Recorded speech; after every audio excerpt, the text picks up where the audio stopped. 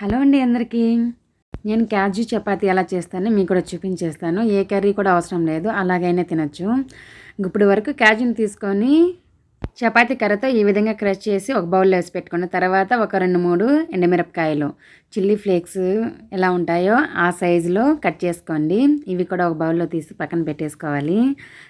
Next గోధుమ పిండిని చిన్న చిన్న ముద్దల్లాగా తీసుకొని చపాతీ ఎలా రుద్దుకుంటామో ఆ విధంగా కొంచెం ఇలా ఫ్లాట్గా రుద్దుకున్న తర్వాత కాజు అలాగే చిల్లీ ఫ్లేక్స్ వేసేసి బాగా రుద్దేసుకోవాలి.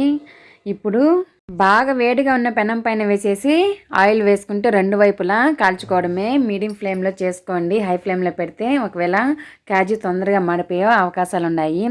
తర్వాత స్టవ్ అయితే ఆఫ్ చేసేయండి. కాజు చపాతీ అయితే రెడీ అయిపోయింది. మధ్య మధ్యలో చిల్లీ ఫ్లేక్స్ తగులుతూ స్పైసీగా భలేగా ఉంటుంది కాజు చపాతీ.